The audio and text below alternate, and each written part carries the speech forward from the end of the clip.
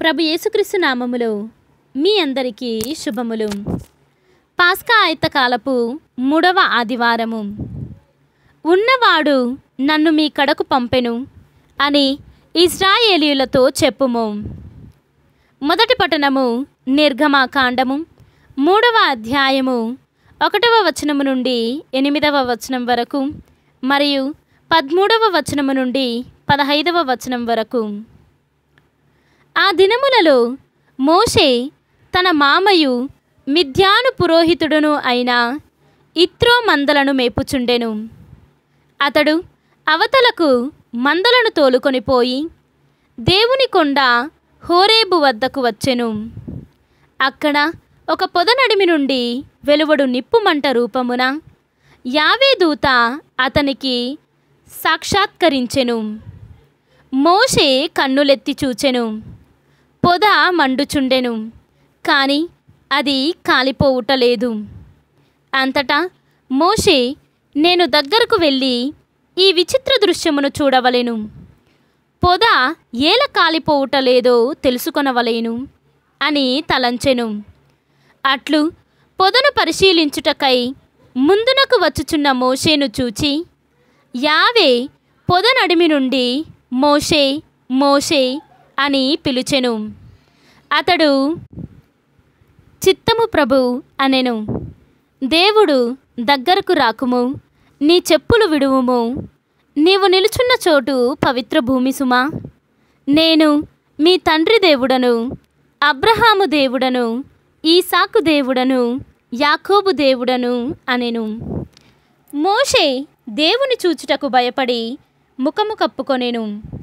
అంతటా దేవుడైన యావే, ఐగుప్తు దేశములో నా ప్రజలు అనుభవించు బాధలు కన్నులారా చూచితిని.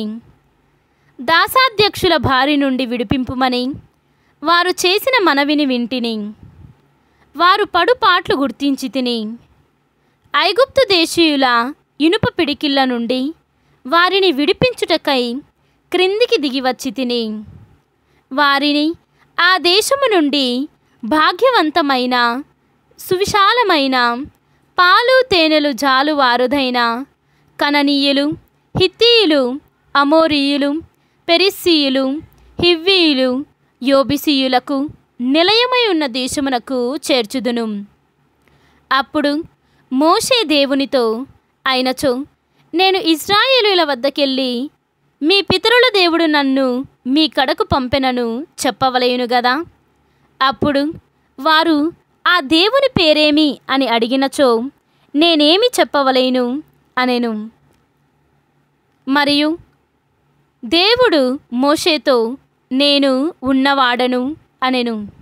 మరియు ఉన్నవాడు నన్ను మీ కడకు పంపెనని ఇశ్రాయేలీయులతో చెప్పుము అనెను.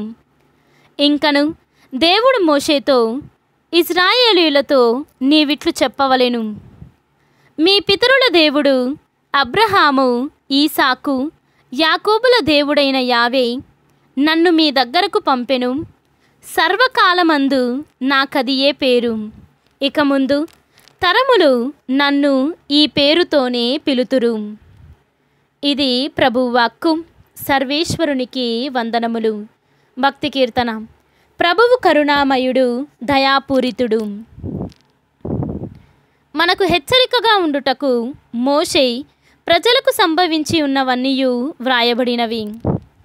2వ పట్టణము పునీత చిన్నప్ప గారు కొరింథీలకు రాసిన మొదటి లేఖ 10వ అధ్యాయము 1వ వచనము నుండి 6వ వచనం వరకు మరియు 10వ వచనము నుండి 12వ వచనం వరకు.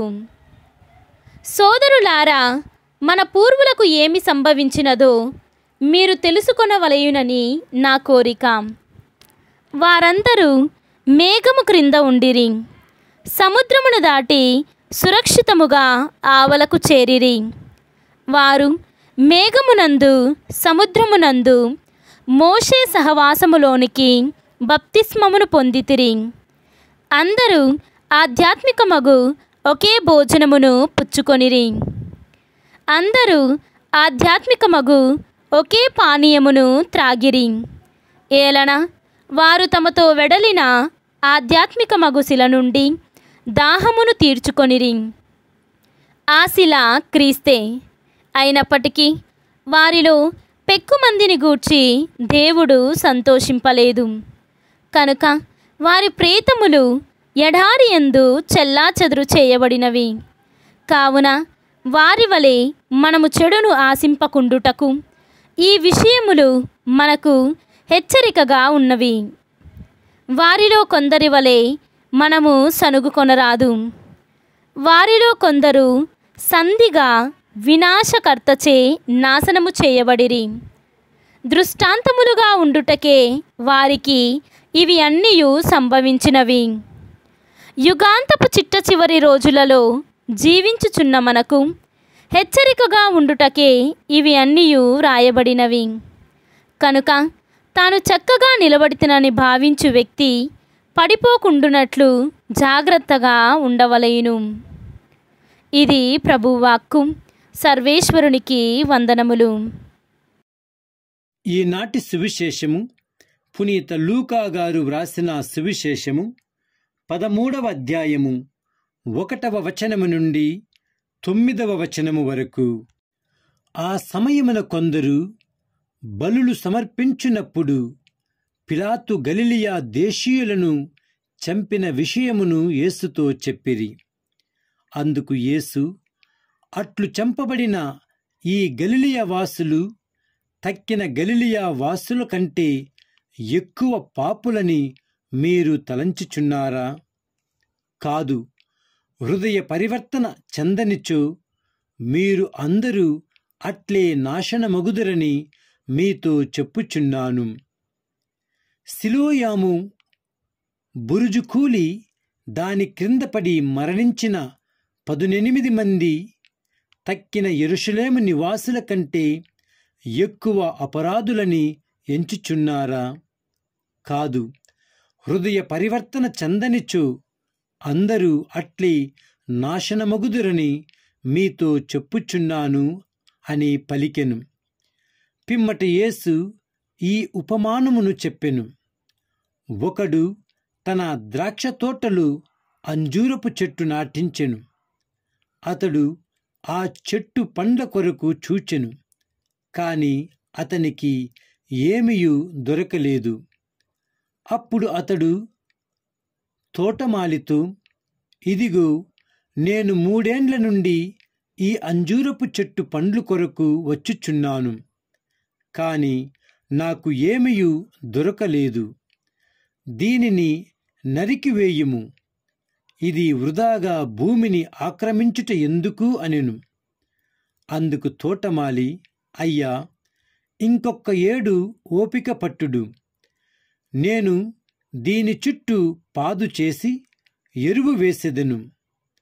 ముందుకు ఫలించినా సరి, లేనిచో కొట్టి పారవేయుడు అని పలికెను. ఇది క్రీస్తు సువిశేషము. క్రీస్తువా, మీకు స్తుతి కలుగునుగాక.